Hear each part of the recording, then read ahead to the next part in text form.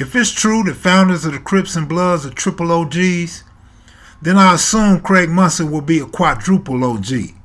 That will make Bird from Slauson's a quintuple OG. If that's the case, then Bob Simmons must be a sextuple OG. And here's why. Bob was born in 1933 in Childress, Texas. He spent 4 years in the armed forces from 1956 to 1960. Bob was a straight gangster. Bob was a pimp, a drug dealer, a thief, and he looted and burned buildings during the Watts riot in 1965. Yep, Bob was one of us. He was also a college football star, high school security guard, close friend and follower of Malcolm X, and an elected member of the Compton Willowbrook School Board, a position in which he later resigned when he felt talented white teachers and coaches were being railroaded out of jobs to make way for less qualified black teachers and coaches from other school districts. In his past, Simmons had also been labeled as a subversive by the Los Angeles Police Department, and the LA Sentinel, the black community's most widely read newspaper at the time, once called him a member of the Black Mafia. In 1966, he was the president of the Young Men for Total Democracy. Both Factor and the pastor had high praise for the efforts of Bob Simmons and Mr. John Butler, both leaders of the group. Bob sat in on planning sessions, and he also became a peacemaker. He and 3 other subjects traveled to Chicago to act as peacemakers between the Blackstone Rangers and the Devil's Disciples. That was in July of 1967. While in Chicago, all 4 men were arrested by the Chicago Police Department for possession of marijuana and possession of a loaded revolver. Due to their alleged intervention of unidentified Chicago political figures, they were released and no complaints were filed against them. Bob was also a member of the board of directors of the Watts Summer Festival in 1969.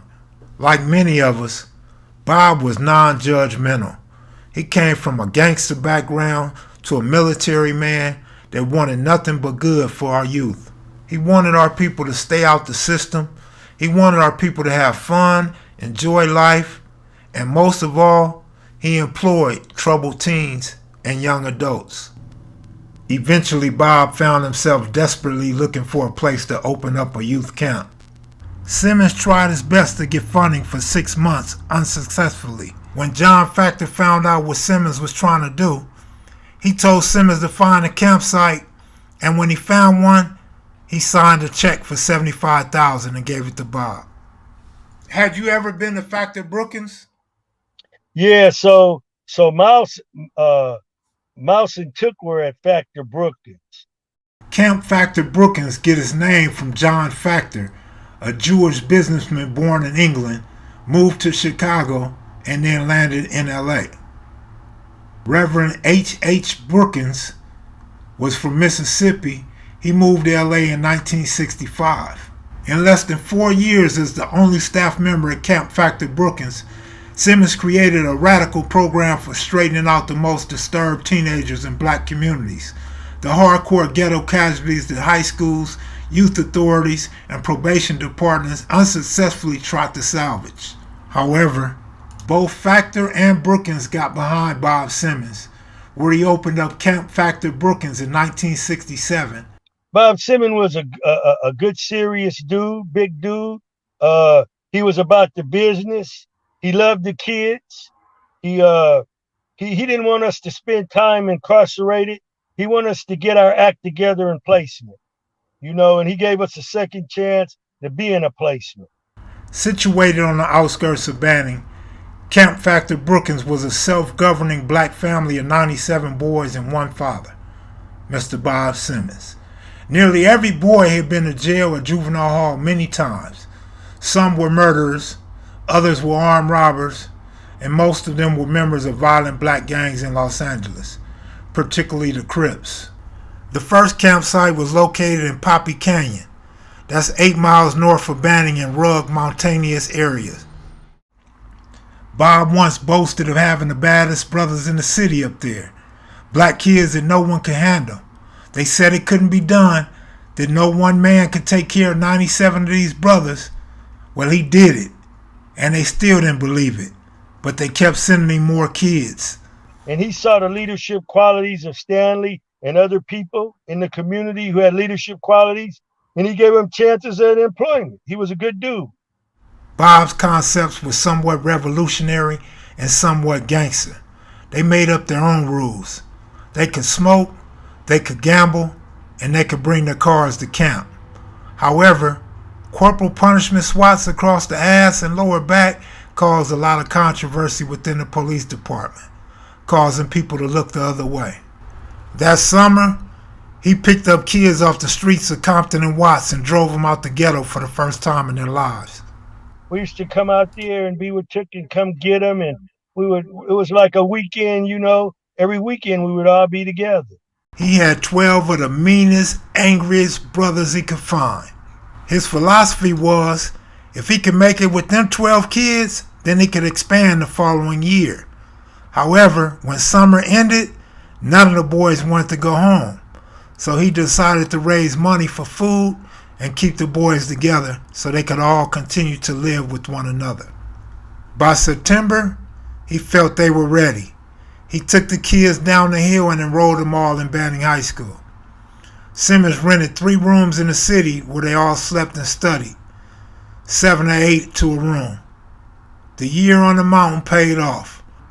From the very first semester to the next few years, Bob's kids competed equally with the other students, and some went off to college. The following June, a lot of those students attended Cal State University Fullerton, and one received $10,000 scholarship to any university of his choice. Today's gang intervention and prevention organizations are nothing new under the sun. Bob Simmons been doing this shit. In 1971, in September, Factor Brookins was given a suitable placement home status by the Los Angeles County Probation Department. Also with the help of Reverend Hartford Brookins, minister of the First American Methodist Episcopal Church, Simmons was able to get funds through the Office of Economic Opportunity Program as a pilot program. Sunday, May 13, 1973, a news article referred to the guys as the baddest, roughest, toughest, meanest teenage rejects and dropouts in Southern California. Names such as Sweetback, Buddha, Tookie, Bogart, and Warlock are used instead of Donald, Stanley, Larry, Curtis, and Cedric. These are 97 boys in the camp, and one man, Brother Bob Simmons, was responsible for its order. Bob was described as a 275-pound bull of a man who, at an earlier time in his life, was pretty bad and mean his goddamn self.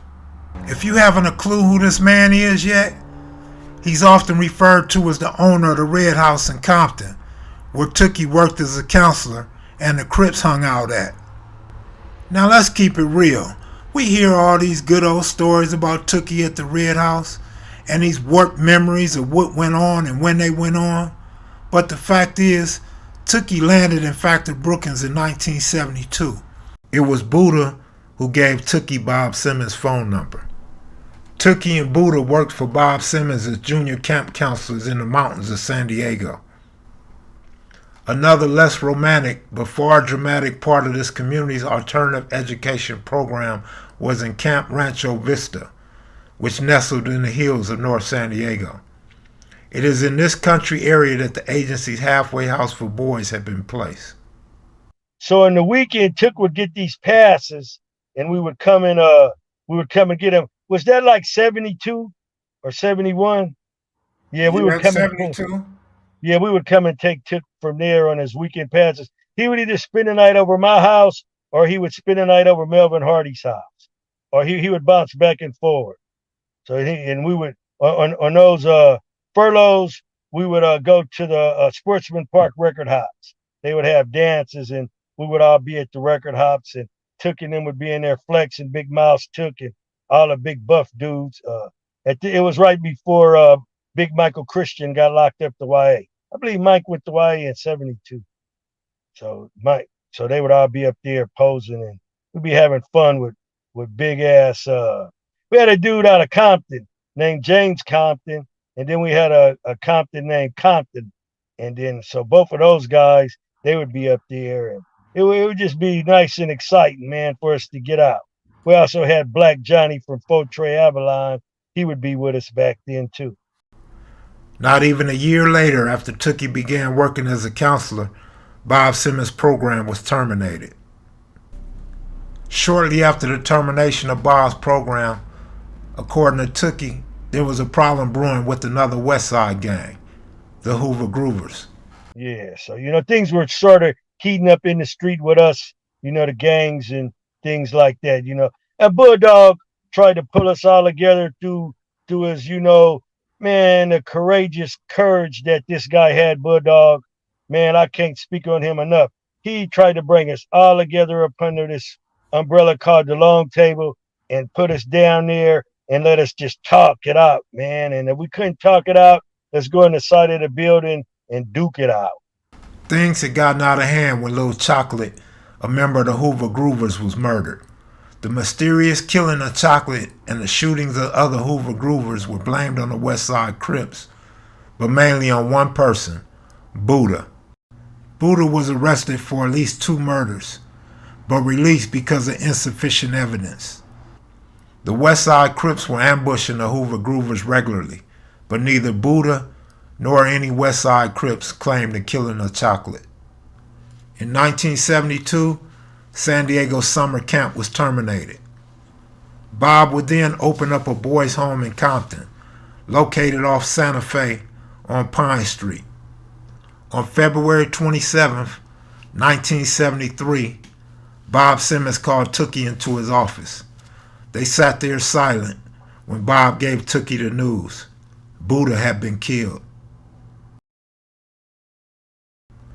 Buddha was allegedly shot to death by Harrison, following an argument over a broken cassette tape. The 2-story boys' home on Pine Street gets its name from the reddish-colored paint on the house. The house had 6 bedrooms, 2 bathrooms, a basement, dinette room, living room, and a garage with a half-moon circular driveway. Cuse, did you ever hang out at the Red House? Yeah, I hung out. Me and Mouse would go to all them. Me, Mouse, and the former Big Al. We used to go to all, and we had Took's back. We used to come out there and be with Took and come get him, and it was like a weekend, Every weekend we would all be together. While in Compton, Bob published a small Compton newspaper with an article called The Baddest.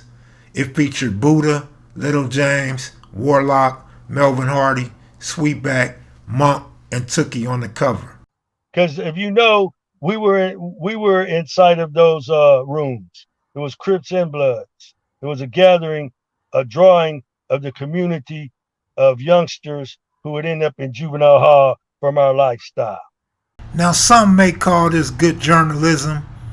I say we just trying to stick to the facts. I know sometimes you get lost and you wondering what the hell is this about? What was this for?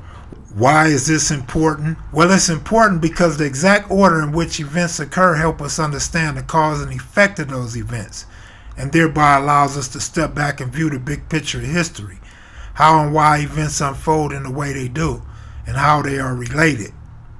We don't prefer guys that make up their own history, that rewrite history, or distort history.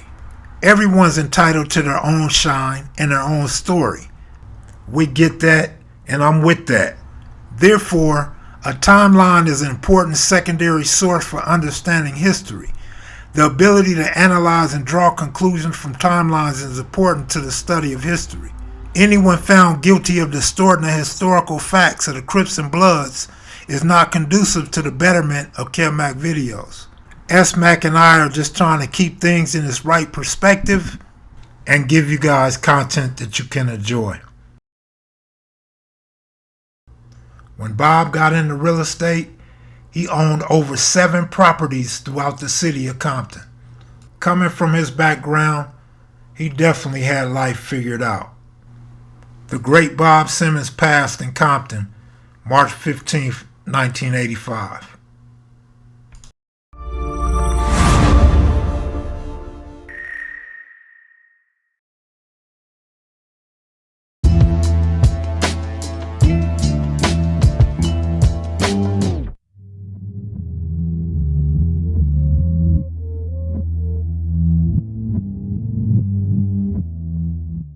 yeah.